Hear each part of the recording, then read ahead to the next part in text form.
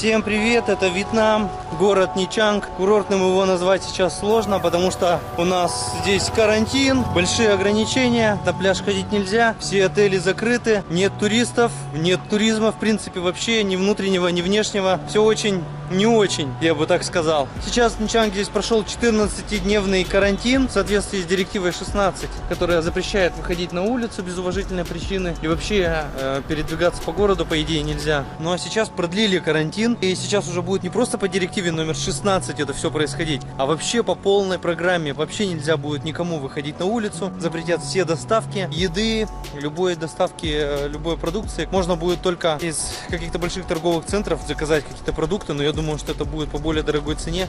То есть закрыты должны будут все вообще магазины быть, рынки закроют, вообще все закроют, и нельзя ничего будет никуда передвигаться, можно будет только сидеть дома. Такие меры они ввели, потому что во Вьетнаме сейчас заболевают в день примерно по 10 тысяч человек уже, сейчас вот последние дни. Ну, в основном заболевшие в Хошимине, но распространилось и на другие города тоже. В провинции Ханьхоа, где находится Ничанг, уже болеет несколько сотен человек, поэтому они пошли на такие вот серьезные меры. Посмотрим, к чему это приведет. Некоторые считают, что карантинные меры вообще не помогают и абсолютно бесполезны.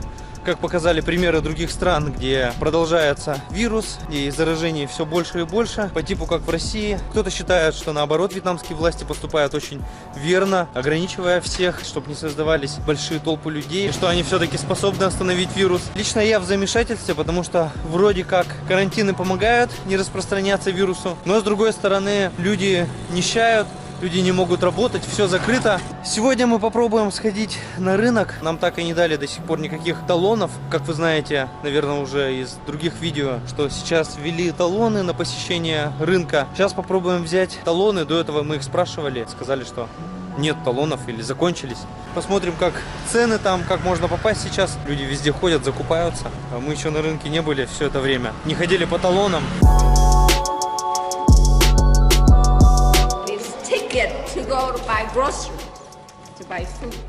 Сейчас мы приехали на большой рынок здесь на севере, куда мы все время ходим. Рынок Винхай. Да, вход реально по талону. Рынок очень ограничен. Здесь решетки такие по периметру стоят, огораживающие ленты протянуты. Те, кто смотрел предыдущие видео, может увидеть вот эту улицу, где мы обычно ходим и покупаем морепродукты. Мясо, курица и все продукты здесь, и овощи тоже. Вот на этой улице. Сейчас ее ограничили, здесь люди сейчас не торгуют. По этому периметру поставили решетки. Кто не видел это видео, может посмотреть вот здесь по подсказке с рынка. Как мы покупали, у меня даже не одно видео, там несколько видео есть, где я показывал вот этот рынок именно. А вот эту часть рынка я еще не снимал никогда. Но сейчас здесь опустевшая зона. Мясо на прилавках, мухи летают. Они боятся вируса, но не боятся антисанитарию. О, это чья-то голова с глазами. Жесть.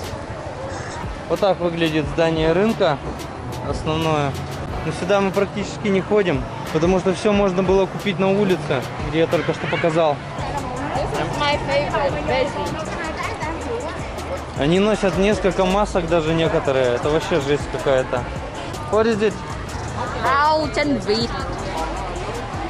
125 for vegetable. Is it more expensive? Yes, but better than buy some shop near home. It's more expensive there.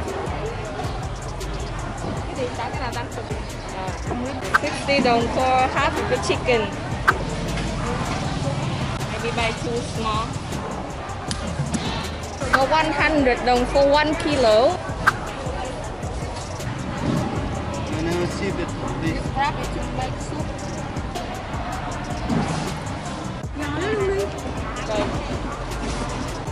This blood is from the when they peel the pork and they get the blood from the throat and then frozen it and then we eat. It's good for you. But they boil. Yeah, they cook They freeze and boil. beef. See how she climbs. You like it? So small piece? 60. So small? Yeah, you think beef is cheap? What you want? 2 kg hả? Đây 2 kg hả? pound. Same prices, yeah? A little bit more expensive. Примерно на 25% дороже все стало. В маленькие продуктовые магазинчики заходить можно. Здесь проверяют температуру на входе, прыскают на руки антисептик.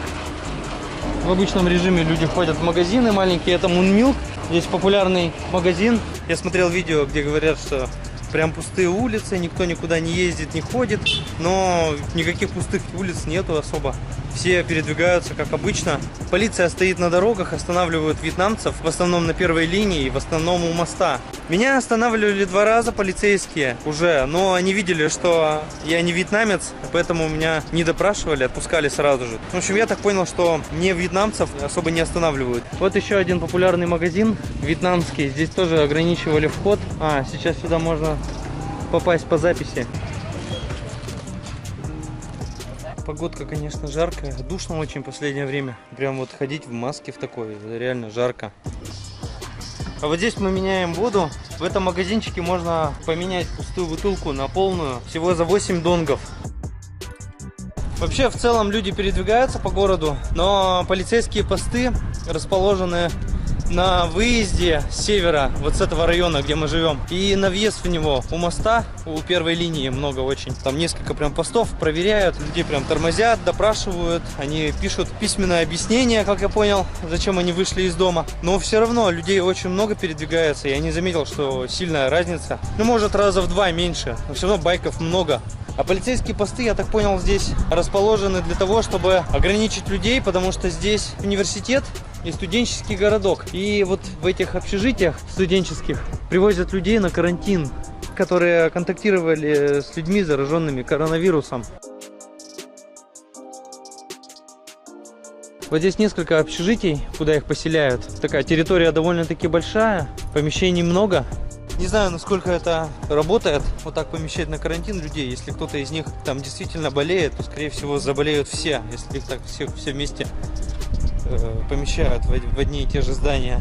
Вся эта ситуация вообще выглядит как будто как нереальная. Все эти пустые отели, улицы без людей, без туристов. Я так смотрю и езжу по этим улицам каждый день в туристической зоне, по европейскому кварталу, по тому же.